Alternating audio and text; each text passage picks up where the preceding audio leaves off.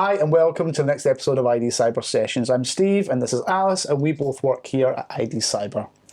Earlier today we spoke with Geoff White, an investigative journalist, author and podcast creator. Geoff's most recent book, Rinsed, was released a few weeks ago. It's an exploration of money laundering and how advancements in tech are impacting this. Here's our interview. Geoff, welcome. You recently wrote a blog post that you released on your LinkedIn where you said it took you 2 years to create a book on average, from start to all the way through to publication. That is a really long time to keep your focus on something. So I was wondering, what is your own personal hook for Rinsed? What got you interested in that topic in the first place and what kept you focused? Yeah, well, the genesis of it really was going back to my first book, actually, which is called Crime.com, which was released a few years ago, which was basically everything you ever wanted to know about cybercrime, but were afraid to ask. So from the very earliest days in the 1970s, all the way through up to what was then, the latest incidents, including the 2016 presidential election. Off the back of that, I started looking into North Korean cyber activity, and that, of course, led to the BBC podcast and the book, The Lazarus Heist, which looks at North Korea's cyber war campaign, basically. What was interesting was the reason North Korea is interesting to look at is because obviously it's under international financial sanctions, sealed off from the international community. And so North Korea, the accusation is, has turned to crime to effectively top up the government's coffers, because it's the only way it can kind of exist as a country and make money. Now, as soon as you start doing that, as soon as you start moving money around illicitly, you have to have some way of laundering it. You have to have, particularly if you're under sanctions, as North Korea is, you've got to have some way of moving and hiding and extricating the money. So actually, if you're really listening to The Lazarus Heist or reading the book and paying attention, you'll notice that at any one point between a third and two-thirds of the story is actually about money laundering. It's not about North Korea or hacking at all. It's about just money laundering. So that got me interested in this world of money laundering. And I started realizing that, entire edifices of cybercrime are sort of reliant on the laundering process. So going back, to the Lazarus Heist, one of the most famous sort of cases in the North Korean history is the attempted theft of $1 billion from Bangladesh Bank. Now, they break into Bangladesh Bank in 2015, but they only start getting the money out a year later, a solid year later. Now, that's incredibly risky. Why would you leave a year when you got access the previous year? Well, the answer to that, I strongly suspect, is because they didn't have any way of laundering the money. How do you get the money out? Without that laundering method, without those laundering routes, they couldn't move the money. They were stuck. And so suddenly I realized that the money laundering has this massive role to play in lots of cybercrime. But then as I started looking at it, of course, all organized crime is aimed at making money. That's the nature of organized crime. They all need money laundering. And what's interesting is the sort of high-tech launderers who work with cyber criminals, Bitcoin and cryptocurrency and online banking launderers are also working with cartel drug dealers. They're working with prostitution rings, child sexual abuse networks, fraudsters, and so on. So they're all helping to facilitate all of these different crimes. So that's how I end up writing a book about tech and money laundering. It is everywhere, to be honest. So across your career, you've covered all these lots of different parts of cybercrime, obviously with the money laundering side. Is there a key story that in your early career that said, this is the direction I want to go in, I want to go down this path of cybercrime or technology specifically? Yeah, well, one of the first stories I did, I was at Channel 4 News for quite a while, which is one of the UK's sort of more august news programmes, and I ended up being the technology producer there, so I was working with a correspondent. And at the time we were doing these kind of light-hearted stories, Apple product launches and video games, and tech was seen as this sort of, it's the funny cat story at the end of the programme, basically. And the problem with that is twofold. Number one, I didn't get into this job to do funny cat stories. I got into this job to do hard news. And number two, if you're at the end of the programme, you get dropped if something more important happens at the top of the programme. So you're in the relegation zone, if anything. Bad place to be. I got tired of that. So I started thinking, well, okay, we need to do harder news, A, because I want to, and B, because it will get us up the programme. And one of the first stories we did was a really interesting story about an eBay scam where people were, it's called shilling, which is where people were recruited into selling goods on eBay, and they would effectively be sort of left high and dry. So the people getting them into these scams, they would send those people the money, and the person said, don't worry, we'll send you the goods and you can send them on to the person you sold them to. And the scammers would receive the money from the sellers, but the sellers would never receive the goods to send on to the buyers. And so they were left high and dry. And this thing was happening on eBay all the time. And we sort of did this story, and I think there was a bit of consternation in the newsroom that technology had provided a hard news story. There was crime out there, and I thought, no, this is where we're going. This is where it's at. And of course, subsequently to that, we had the anonymous movement. We had obviously Julian Assange. We had Edward Snowden. We had all those leaks. We had the Sony hack, Bangladesh Bank, and it just kept going and going. So it hit quite a useful seam at that point, I think. And now thinking to what you're working on now, obviously the final story of Rinsed, it was absolutely mind-blowing in terms of speed and scale. I think it was, I think you described it as one of the biggest thefts of all time. And yet I'd never heard of it before. When you hear those kind of stories, are you now numb to them, or do some still shock you? No, absolutely not. I still find them absolutely incredible. And the ingenuity behind these attacks I find absolutely incredible. The wonderful thing about covering technology is it's always new, it's always changing. The downside of that is, of course, criminals are always taking advantage of these new patterns and new methods and new creations. But that involves a level of ingenuity that's just fascinating. I mean, the story you're talking about is the sort of payoff chapter of the book. I wanted a kind of showstopper ending to the book. And the Axie Infinity Tornado Cash hack of $625 million was it. Yeah. I've said in the book it's one of the biggest thefts of all time. I go further outside the book. It is the biggest theft of all time, judged on the basis of a single hack on a single victim, and in terms of the value of the currency at the time. Obviously, thefts from years ago are now worth loads more money, but that theft will be worth more money as well. So it's a huge showstopper. But what's fascinating is, the people who stole that money from a video game absolutely understood the incredibly fine detail of where the game's money was stored, how it was stored, how they get it out. And what makes this even more remarkable is, again, the accusation is this is a North Korean hack. This is a country that doesn't even have ATMs. Most people don't even have video games that they play. And yet this country's mastered the video games, understood where the money is, understood the cryptocurrency networks they could use to launder it. I mean, it's the cutting edge of finance and hacking. And this is coming from a country where most people don't even own a computer. It's amazing. Yeah, I think it was 1 minute and 24 seconds or something like that. It was pulled off it. It was incredible. Yeah, under 2 minutes. It's amazing. Yeah. It's insane. So I'm going back to the Lazarus part of things. So there are these hacker hotels that are known about in various parts of the world where these alleged attacks from Korea are happening. So if the authorities, or if people are writing about these things and they know where they are, what is stopping authorities saying, well, let's shut them down, let's stop them operating from there? Well, it's interesting that the hacker hotels, certainly ones we covered in the Lazarus heist, and in the podcast, my co-host Jean Lee talks a lot about this stuff. She's got a lot of experience in that. We're in China. Now, China has an interesting relationship with North Korea. It's a sort of push-me-pull-you relationship. When China wants to get closer to the West, it pushes back on North Korea. When China wants to, stiff it to the West, they will bring North Korea into the fold. So it has an interesting push-me-pull-you. So again, so the location of those hacker hotels in China was interesting. The US authorities, frankly, knew where some of these hackers were physically, but they can't charge into China and make arrests because they don't have jurisdiction there. Yeah. What's interesting about that evolving is that it's got a lot harder actually for those North Korean overseas operations to happen. The United Nations passed a regulation that banned countries from employing North Korean workers overseas. I mean, there were North Korean workers all over the place at one point. They were working on logging in Russia. There were North Korean restaurants in Europe. I think in Sweden you could go to a North Korean restaurant staffed by North Koreans.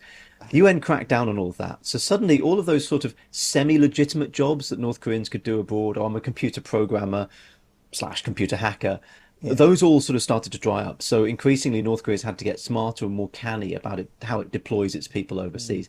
We suspect a lot of these hackers will now be moving under diplomatic cover. There'll be, diplomats technically in embassies in places around the world, or they might be traveling on non-North Korean passports. You can effectively buy a passport from different countries if you have enough money.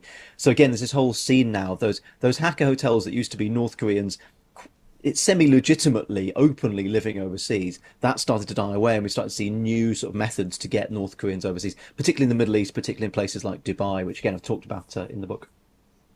Yeah, I wasn't aware that it sort of evolved since then. So that's interesting to know that things have been done, but they're now finding other ways, creative ways around it. So yeah. And one big difference between investigative journalism and other types of research is that you're actively contacting the participants, witnesses, the criminals involved. How willing do you find that they are to contribute to the story that you're telling?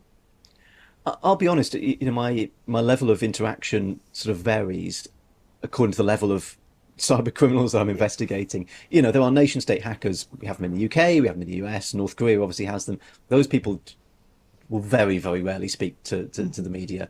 Um, I have I have links with people who've worked in sort of agencies and they talk sometimes about it, but the idea of getting those people on the record or exposing what they do, very, very difficult to do. Often that comes out during court cases and indictments. So the US, for example, has released multiple indictments against North Korean hackers. And so my insight into how North Korean hackers work often comes from those sorts of indictments. You've got organised cybercrime, again, tend not to speak to journalists, although I've engaged a bit more, particularly around ransomware. Ransomware gangs seem to be a lot more vocal than other sort of cybercrime groups. So occasionally you can get sort of insights from them. Also, you have to be quite careful as a journalist if you're interviewing a criminal. You don't want to aggrandize what they do or somehow promote what they do. Yeah. The job as a journalist isn't to big them up, it's to sort of expose these people. So there's that. But the level that I speak to, that I've spoken to in my career, tends to be at the sort of lower level, kind of hacktivist level. So lower level operatives, sometimes quite bored, sometimes want to make a name for themselves and increase their profile. So I'm quite honest and open and clear-headed about my sort of aperture, my window into this sort of community. But as I say, there's so much information comes out from sort of official sources, from indictments, from court cases, from the hackers' leaks themselves. The wonderful thing about being an investigative journalist working in tech is, the internet remembers, and the internet has a habit of surfacing stuff that you want. So, I mean, one of the most bizarre things in Rinsed was a guy there'd been a chap who was a courier for a drug gang, and this drug gang had started using Bitcoin to launder their money, which is what got me interested in them. One of their couriers gets picked up, sent to prison. By the time I wrote the book, he was out because he only did a very short sentence. I found him, tried to ask him to do an interview. He didn't want to. And the next day, his dad phoned me up to sort of say, well, trying to speak to my son. And I explained. And he said, well, my son was innocent. It was all a fit up, etc. So I said, well, there's nothing I can really do about this. Thanks for calling, goodbye.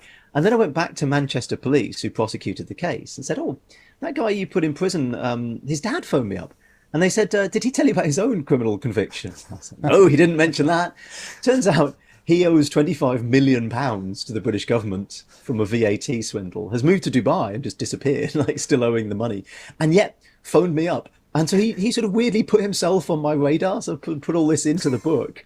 Very bizarre phone call. Still don't quite know how he did it, because the accusation from Manchester Police is the son was basically working on behalf of the father, so he's in it as well. So suddenly this whole other edifice to the case came about. So you kind of never know where you're going to end up on these investigations. I guess as a follow-up to that, have any of your kind of lines of inquiry ever put you at risk from the people that you were investigating?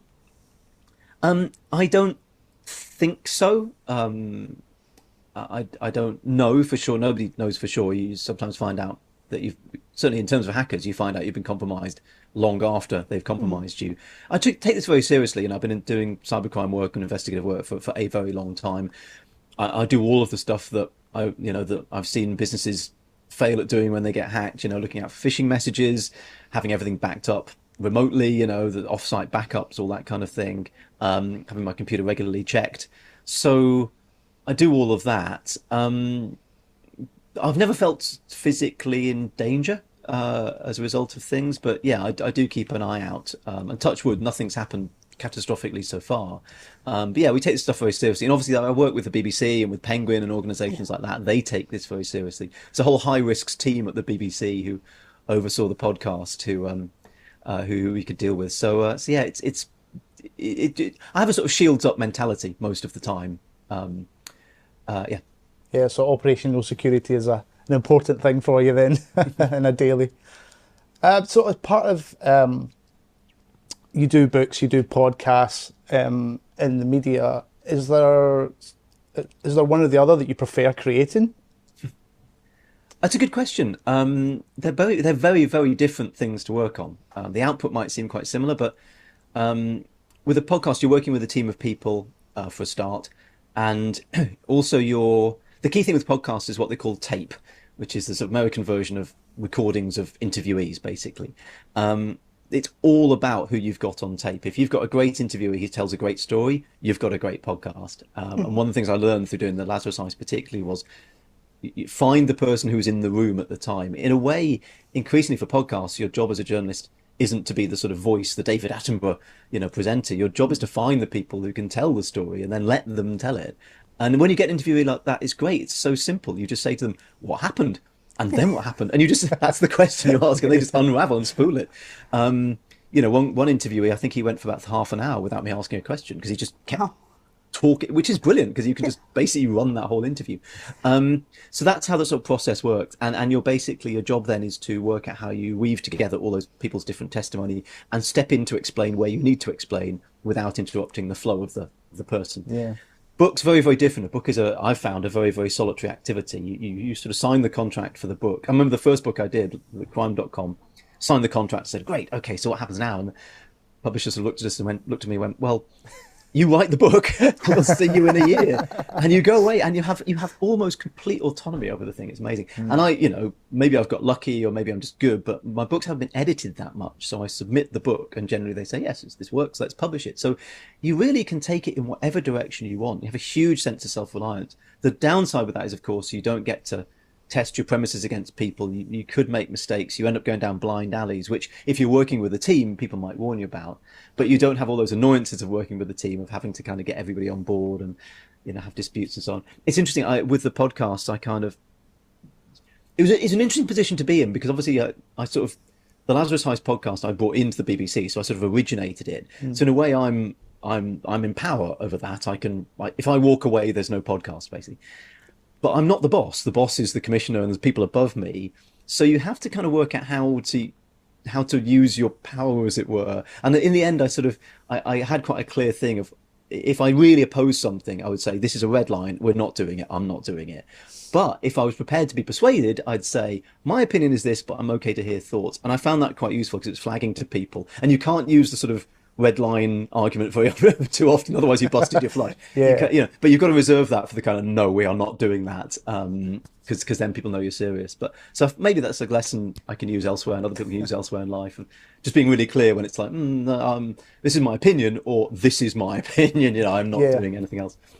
There was something that we were discussing actually this morning. We were talking about how the Rinsed book could be also like almost a series, because it's all sort of individual stories, the investigations that you've done, but some of them do tie into each other, obviously, because it's all one world as, of money laundering. But it was just to see how that would translate into, it was almost like reading a podcast, in the sense that it was serialized like that.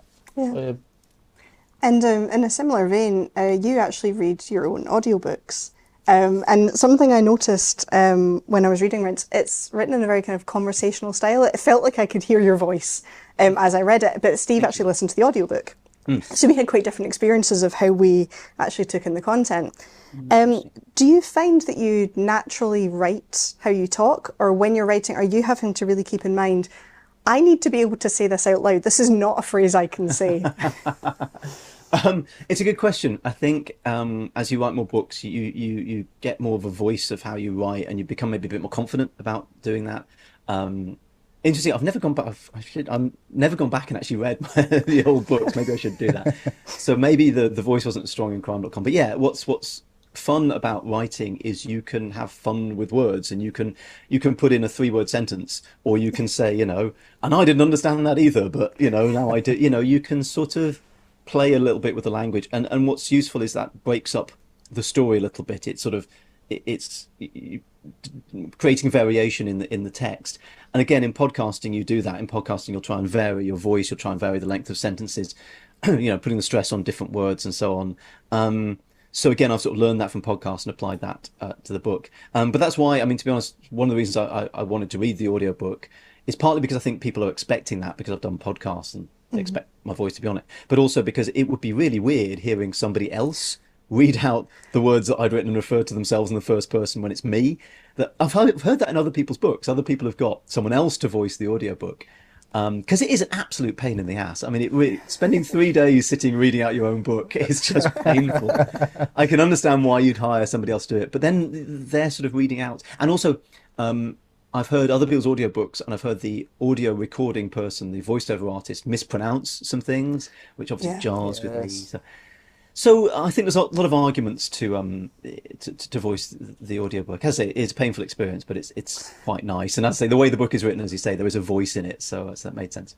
Yeah, it was good because I've been sort of jarred by listening because I do listen to books. I'm not a person who's like actually sits down and reads a book, so I ingest quite a lot of audio content, and when it just feels incongruous at times, where it's like, this is how this person speaks and this is how they would deliver this, but then in the book it's delivered in a slightly different way, and it can feel kind of like, oh, Yeah. I don't know if I like that. And there has been times I've went, actually I can't listen to that, and just like, it's not the person.